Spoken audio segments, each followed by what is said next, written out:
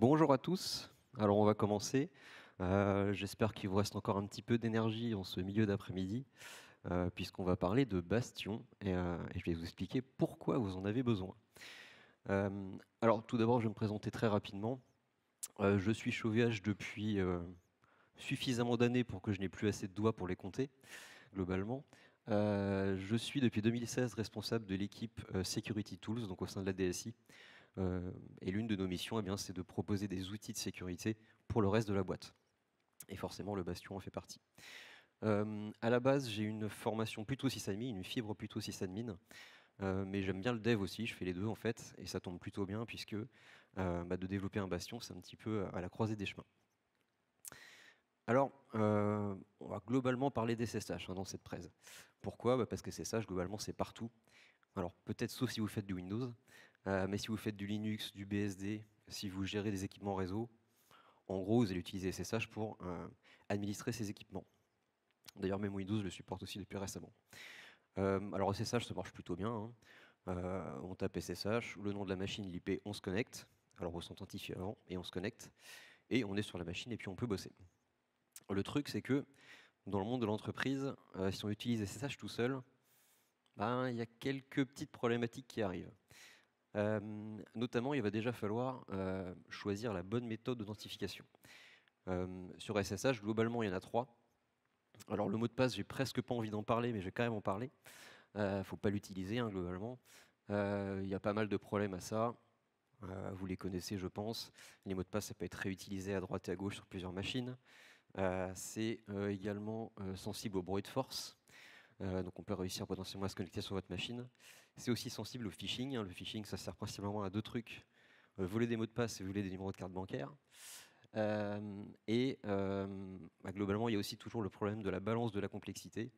Soit vous mettez des mots de passe trop simples et des gens risquent de les trouver, soit vous mettez des mots de passe super compliqués. Là, vous êtes bien, vous résistez au bruit de force. Par contre, il y a des chances que votre mot de passe finisse sur un post-it, donc c'est pas génial. L'autre méthode qui est très utilisée, c'est la méthode qui est basée sur de la cryptographie asymétrique, donc dite à clé publique. Et donc ça marche plutôt bien. Il y a une clé privée qui reste sur votre poste et une clé publique que vous mettez sur le serveur. Le problème, c'est la mise à l'échelle de ça. J'en parle un petit peu après. La troisième méthode, qui est un petit peu moins connue, mais qui existe quand même depuis pas mal d'années maintenant, c'est le fait de pouvoir utiliser des certificats. Donc de la même façon que vous utilisez des certificats pour HTTPS par exemple, pour faire du TLS. Mais ça sous-entend de mettre en place une PKI. Et une PKI, c'est un petit peu compliqué à mettre en place. Alors, c'est un peu compliqué techniquement, mais c'est surtout compliqué au niveau des process si on veut le faire proprement. Et donc, c'est très vite une usine à gaz, en fait. C'est aussi très centralisé, puisque les admins de votre autorité de certification, ils sont un petit peu tout puissants. Et c'est pas forcément ce qu'on veut, en tout cas, ça dépend de comment vous architecturez, on va dire, votre entreprise, mais c'est pas forcément ce qu'on veut. Il y a aussi également des problèmes de compatibilité, puisque comme c'est une fonctionnalité relativement récente, ça ne marche pas avec tous les serveurs, notamment tout ce qui est équipement réseau. Je pense qu'il n'y en a aucun qui supporte ça. Donc il y a pas mal de challenges, comme vous le voyez, il n'y a pas vraiment de méthode qui se détache plus qu'une autre. Alors le mot de passe, plutôt jamais, mais les deux autres, voilà, il n'y a pas de truc magique, on va dire. Donc, comme je le disais, le problème de mise à l'échelle, c'est que quand vous êtes tout seul et que vous avez un serveur, c'est très facile, vous générez votre clé, vous la mettez sur le serveur, vous vous connectez, tout va bien. Le problème commence à arriver quand vous avez plusieurs équipes, 5, 10, 20 personnes, ça veut dire 5, 10, 20 clés, puisqu'évidemment vous ne partagez pas les comptes. Et c'est aussi problématique quand vous commencez à avoir beaucoup d'infrastructures différentes, gérées par plusieurs équipes et potentiellement en croisée, comme on voit ici. On peut tout à fait avoir un serveur qui a besoin d'être accédé par une équipe de dev pour faire du dev, peut-être une équipe de sécurité justement, si elle a besoin de faire des investigations dessus, etc. Et donc très vite, en tout cas ou un certain temps, vos infrastructures vont vivre, les équipes aussi, elles bougent, et au bout d'un moment, on ne sait plus vraiment qui a accès à quoi et on ne sait plus si c'est normal ou pas en fait. Donc ça c'est un peu embêtant. Autre problématique aussi, quand quelqu'un quitte l'équipe, ça arrive, vous allez oublier de supprimer ces clés, ou en tout cas, vous allez probablement oublier au moins sur l'un des serveurs, statistiquement. Et puis même si vous y pensez dans 99% des cas, si vous êtes une grosse entreprise, bah, ça fait quand même peut-être un cas par jour, c'est beaucoup trop. Autre problématique aussi, si vous utilisez du SSH, on va dire, tout seul, bah, c'est que n'importe qui a accès à un serveur via une clé, eh bien, peut rajouter d'autres clés sur le même compte. Alors c'est très pratique, sauf que d'un point de vue sécurité, c'est pas forcément ce qu'on veut. Et surtout, si au bout d'un moment, il y a 5, 10 clés sur le même compte, bah, en fait, on ne sait plus trop qui a accès à quoi, on ne sait pas qui a ajouté ces clés, et on ne sait pas si c'est normal surtout. Donc d'un point de vue auditabilité, bah, en fait, on est perdu. Et qui est responsable de ce compte, bah, en fait, on ne sait même plus vraiment. Aussi, un autre corollaire à ça, c'est que votre serveur, enfin, en tout cas l'interface réseau d'administration que vous allez utiliser, donc sur laquelle SSH va écouter, doit être accessible depuis Internet, puisque vous avez besoin de vous connecter dessus. Et ça, ce que ça sous-entend, c'est que bah, vous allez vous faire scanner, puisque l'Internet est rempli de méchants pirates. Et donc, par rapport à ce que je disais avant, si vous avez la mauvaise idée d'utiliser du mot de passe, le brute force il va se faire ici. Ce qui est lié aussi à ça, c'est que vous allez avoir du mal à faire de la défense en profondeur. Pourquoi? Parce que vous avez besoin que bah, vos équipes puissent se connecter sur ce serveur-là. Depuis le Covid, il y a beaucoup de gens qui sont en home office. Alors si vous avez un VPN d'entreprise, normalement tout va bien, vous pouvez effectivement, et vous devriez d'ailleurs effectivement réduire, enfin firewaller pour autoriser uniquement votre VPN. Par contre, si vous n'avez pas forcément de VPN, c'est le cas de pas mal d'entreprises aussi, ben, vous êtes un petit peu obligé de le laisser ouvert au cas de vent. Alors c'est pas dramatique puisque vous avez quand même l'authentification SSH qui est là pour ça, mais vous n'arrivez pas à faire de défense en profondeur, c'est-à-dire d'avoir plusieurs couches de sécurité qui sont là pour vous protéger si jamais il y en a une qui saute, on va dire. Et c'est plutôt une bonne pratique normalement à faire. Vos options de traçabilité aussi seront assez limitées, puisque bah, vous ne saurez pas dire qui a supprimé ce fichier, qui a modifié ce fichier, on ne sait pas vraiment ce qui se passe sur les serveurs. Et un certain nombre d'autres questions aussi sont très complexes à répondre si vous utilisez du SSH de base. Qui a accès à un serveur? Bah, comme je le disais, on a une liste de clés. Si le serveur est récent, on doit savoir réussir à rattacher les wagons, mais si ça fait un certain temps, bah, on ne sait plus forcément. Qui avait accès il y a 6 mois? Si on se rend compte qu'il y a 6 mois, il s'est passé quelque chose, aucune idée. Qui a accédé à cette machine hier? Alors si vous avez de la chance et que vous avez des logs sur la machine, tant mieux. Sinon, bah, tant pis pour vous.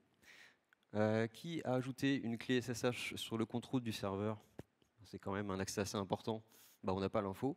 Et en général, ce qui se passe, quand on trouve une clé comme ça, on se dit, bon, j'ai deux choix. Soit je la supprime, c'est bon pour la sécu, mais je ne sais pas ce que je casse. Soit je vais mettre ça sous le tapis, et puis, bon, ça devrait aller, quoi. C'est pas génial en sécu. Autre chose aussi, bah, si on a besoin d'avoir l'information de l'activité d'une personne en particulier qui s'est par exemple fait pirater son compte, sur tous les serveurs de toute votre infra, voilà, vous n'avez aucun moyen de le savoir.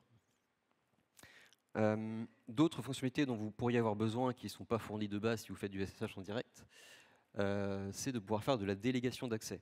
Ça, c'est d'autant plus important si votre structure est grande, que vous avez plein d'équipes différentes, et que du coup, il n'y a pas une seule équipe qui va, une sorte d'équipe de sécurité qui aurait toutes les infos de qui doit accéder à quel serveur, et donc gérer tous les accès. Ça marche bien dans les petites structures, ça marche moins bien quand on est 5000. Ce que vous avez plutôt envie, probablement, c'est que vos responsables techniques soient autonomes sur le périmètre que vous leur avez délégué. Et pour ça, il faut qu'ils puissent gérer les accès. De la même façon, tous les mouvements RH, les gens qui bougent d'équipe, etc., bah, ça doit être simple, on doit pouvoir créer et enlever des accès facilement. Au niveau de l'auditabilité aussi, probablement que vous aimeriez bien enregistrer tout ce qui se passe, en fait, toutes les opérations que font vos admins et vos devs.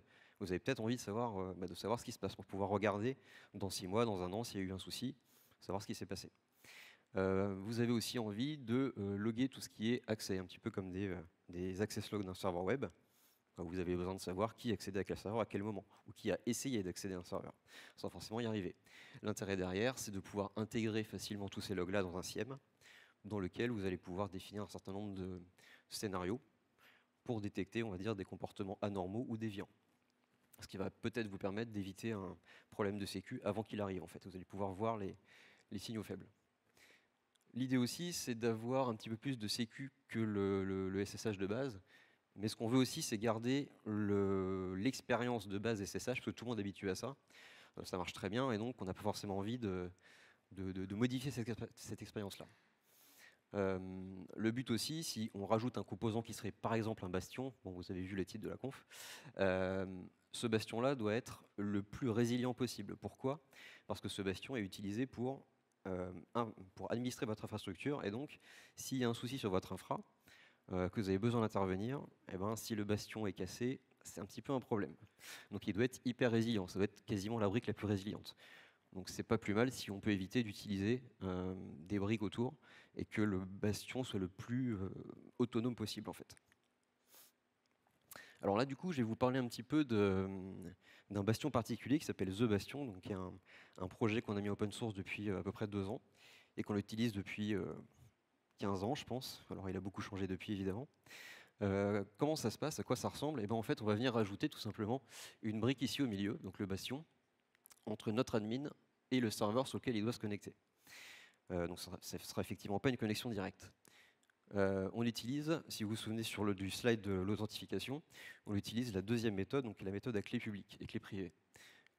Ici, on a notre admin qui a sa clé privée, donc c'est une clé qui reste sur son laptop, qui peut aussi éventuellement être sur un périphérique physique, par exemple une YubiKey, ce genre de choses, ça marche pareil.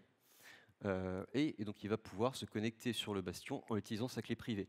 Il a bien un compte sur le bastion, il a un compte nominatif. Évidemment, on ne partage pas les comptes, sinon on ne sait plus qui fait quoi.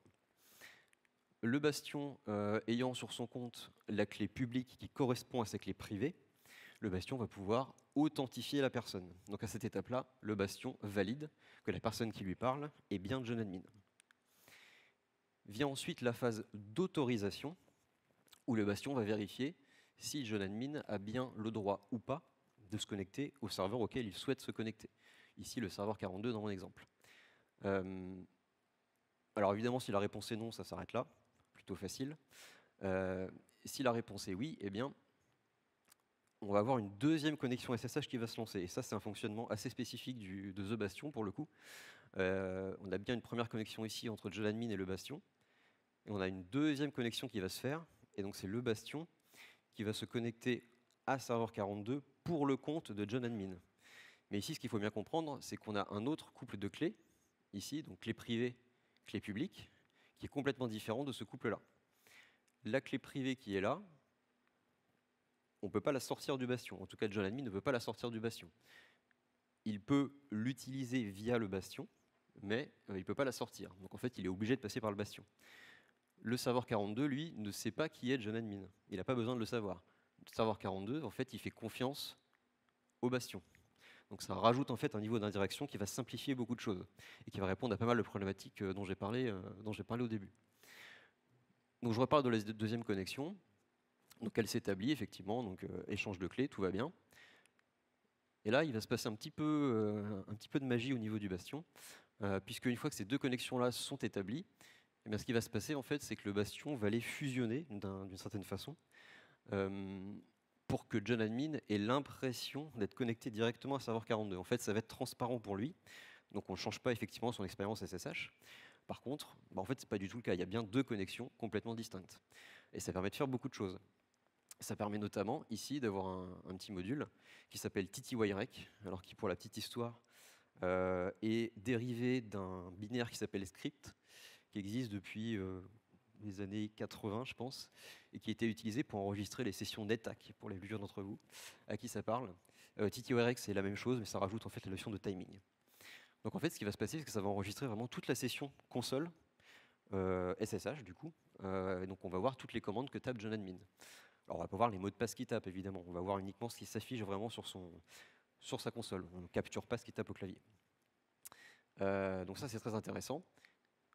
Toutes ces sessions-là, on va ensuite les envoyer sur un failer de séquestre.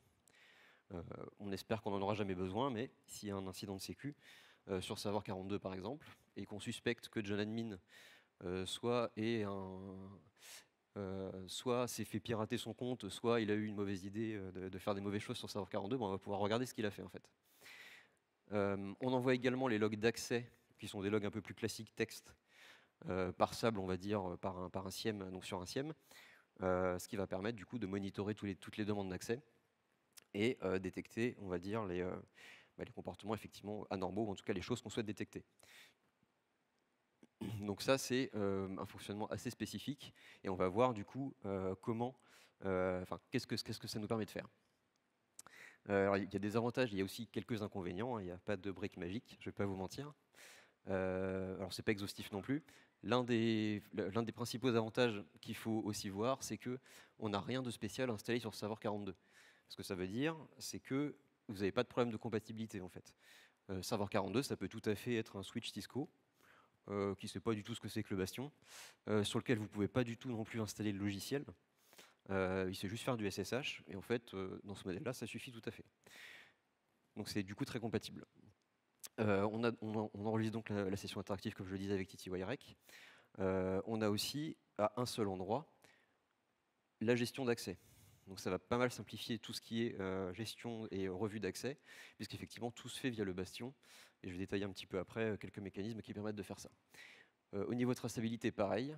On a tout ce qu'il faut du coup dans le SIEM. On a tous les logs qui vont dans le filer de séquestre. Ça n'empêche pas, bien sûr, d'avoir de la traçabilité au niveau de serveur 42 en plus. Et je vous conseille de l'avoir. On n'a jamais trop de logs en sécu.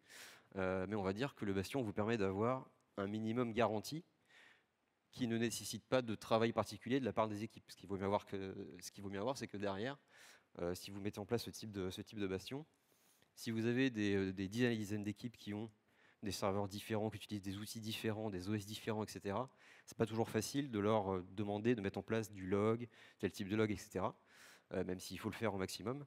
Grâce au Bastion, en fait, vous avez un minimum vital, on va dire, qui ne nécessite pas qui ne fait pas d'hypothèse en fait sur serveur 42.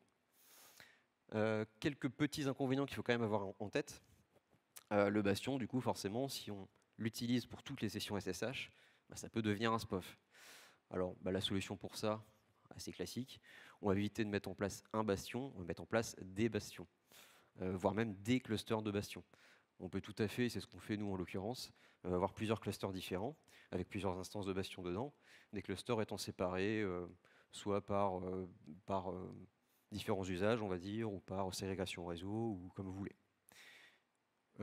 Autre chose qu'il faut avoir en tête aussi, il peut potentiellement y avoir un problème de compatibilité avec des outils qui utilisent SSH en dessous. Par exemple, Ansible, très connu, utilise du SSH pour se connecter aux machines et faire ce qu'il a à faire. Et du coup, par défaut, de base, il va pas trop comprendre ce qui se passe au milieu, et donc ça ne va pas forcément marcher. Alors, il y a plusieurs solutions à cette problématique-là. Soit vous bypassez le bastion pour ces cas-là.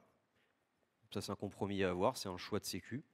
Vous pouvez choisir d'accepter ce risque pour quand même bénéficier du bastion pour tous les autres usages. Sinon, vous pouvez aussi mettre en place des wrappers. Alors, c'est le cas pour Ansible, c'est ce qu'on a fait, on a mis ça en place. C'est juste une dizaine de lignes de Python que Ansible va utiliser.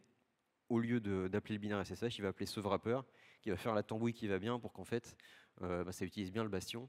Et en fait, Ansible n'a pas besoin de savoir que ça passe par le bastion. Et comme c'est transparent, du coup, ça fonctionne. Alors, si on reprend un petit peu les différentes questions qu'on avait au début, et les différentes limitations, on va dire, qu'on avait en utilisant du SSH en direct, bah, est-ce qu'on a amélioré les choses ou pas? Alors, sur le fait que ça ne scale pas très bien, oui, on a résolu le problème. Pourquoi? Alors, je ne peux pas rentrer trop dans le détail parce que j'ai pas le temps, mais globalement, au niveau du bastion, il y a tout un système de gestion de airback, notamment via ce qu'on appelle donc, du coup, des groupes bastions. Ce qu'il faut retenir principalement, c'est qu'un groupe, c'est une liste de membres, de personnes. Alors, ça peut être aussi des robots, ça peut être de l'automation, mais c'est au moins aussi des humains. Et une liste de serveurs qui appartiennent du coup à ce groupe.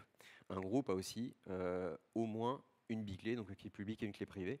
Et si vous vous souvenez du schéma de tout à l'heure, c'est cette clé-là du coup qui va être posée sur serveur 42. L'intérêt, c'est que du coup, on ne pose pas des clés de personnes sur les serveurs, on pose des clés de groupe. Et donc, si les gens viennent et partent d'un groupe, c'est juste une modif à faire sur le bastion, il n'y a rien à toucher à l'infra. On a aussi tout le système de délégation, parce qu'en fait, dans les groupes, il y a des notions de rôle. Donc là, je vous ai brièvement parlé des membres qui peuvent accéder au serveur, c'est ça leur rôle. Vous pouvez avoir des invités, qui sont des membres light, on va dire, qui peuvent accéder à un subset des serveurs de votre groupe. Donc ça peut être très utile. Si vous avez, par exemple, on va dire une équipe qui gère de la prod, il y a un problème sur un applicatif, ils débuguent, ils n'arrivent pas à trouver. Il y a un mec qui est super bon, niveau 3 sur l'application en question, mais il n'a pas accès à l'infra. C'est normal, c'est pas son taf. On n'a peut-être pas envie de lui donner accès aux milliers de serveurs du groupe. On va peut-être lui donner accès que à un serveur du groupe, celui qui a le problème, ou peut-être à un serveur de pré-prod qui est aussi dans le groupe. Ben, on peut le mettre du coup en invité, en guest, en lui disant tu peux accéder uniquement à cette IP-là précise en utilisant la clé de groupe. Et vous avez aussi des rôles de management, donc ce qu'on appelle des gatekeepers ici, qui sont les gens qui peuvent gérer la liste des membres et des invités. Ce qu'il faut voir, c'est que donc les gatekeepers peuvent être des gens, des humains, mais ça peut aussi être de l'automation. Vous pouvez tout à fait avoir un robot qui est relié à votre SIRH, par exemple. Votre SIRH qui connaît les jobs des gens et qui sait que si une personne est DevOps sur tel produit, eh ben, je dois pouvoir l'ajouter directement au groupe. Et du coup, c'est complètement automatique. Ce que ça veut dire aussi, c'est que s'il change d'équipe, c'est aussi automatique. Vous avez également comme rôle l'ACL Keeper, donc ça c'est ceux qui gèrent la liste de serveurs. De la même façon, ça peut tout à fait être un robot. Si vous utilisez, j'en sais rien, du Terraform par exemple, ou plus globalement vous faites de l'infra as code, vous spawnez des infras, vous pouvez avoir votre automation qui va aller provisionner les IP dans les groupes et puis les supprimer dès que l'infra est détruite. Et enfin, vous avez ensuite l'owner qui a tous les droits, du coup, qui peut gérer la liste des gatekeepers et des ACL keepers. Donc du coup, au niveau du bastion, on a vraiment cette gestion qui peut être assez fine. Alors ça, c'est tous les rôles disponibles, je ne les ai même pas complètement tous mis, mais c'est les principaux, on va dire. Vous pouvez aussi avoir le cas très simple, où vous avez un groupe avec 2 personnes, il y en a un qui a tous les rôles, et puis l'autre qui est juste membre, ça marche aussi, évidemment. Vous n'êtes pas obligé d'avoir toute cette complexité-là, si vous n'en avez pas besoin. Sur la problématique de quelqu'un qui quitte l'équipe, bah, j'ai déjà donné la réponse. Au niveau des groupes, on peut faire ça de façon automatique, ou manuelle, comme on veut. Si la personne quitte carrément l'entreprise, bah, on supprime son compte du bastion, et forcément, bah, ça le supprime de tous les groupes, sa clé n'existe plus, il n'a plus accès à rien. Et encore une fois, on ne touche pas à l'infra, on n'a pas besoin d'y toucher. Sur la problématique que des gens qui ont accès à un serveur peuvent effectivement rajouter des clés SSH dans le authorized keys du compte en question, bah là, c'est pas grave en fait s'ils font ça, puisque l'accès doit être déclaré sur le bastion. Donc, bah, s'il met juste sa clé, il ne va rien se passer. Et s'il met sa clé et qu'il modifie le groupe du bastion pour rajouter l'IP, bah, c'est qu'il a les droits, donc tout va bien.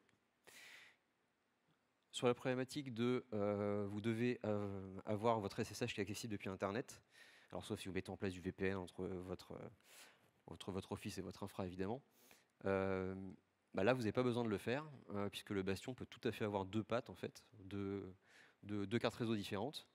Une publique du coup qui sert à la connexion ingress, si vous vous souvenez du schéma, donc sur laquelle je vais me connecter depuis mon laptop, et une patte qui est dans mon infra avec un réseau privé qui va ensuite se connecter sur la connexion egress. J'ai même pas besoin de savoir que c'est un réseau privé derrière, en fait, ça va être complètement transparent. Donc du coup, vous ne faites pas scanner, c'est le bastion qui se fait scanner, mais c'est pas grave puisqu'il est durci. Au niveau du firewall de vos infras, de la même façon, puisqu'il n'y a plus que le bastion qui est susceptible de se connecter en SSH à vos infras, bah vous pouvez tout à fait, et vous devez, bloquer le SSH depuis toutes les autres IP. Il n'y a que les IP sortantes du bastion qui doivent pouvoir se connecter à votre infra.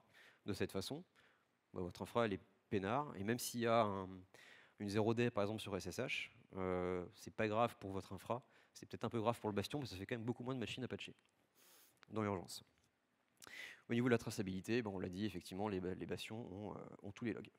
Y compris si on est en train d'investiguer un incident de sécu sur un serveur qui s'est fait complètement retourner par un hacker, potentiellement il n'a plus les logs, bah, c'est pas grave puisque le bastion a les logs.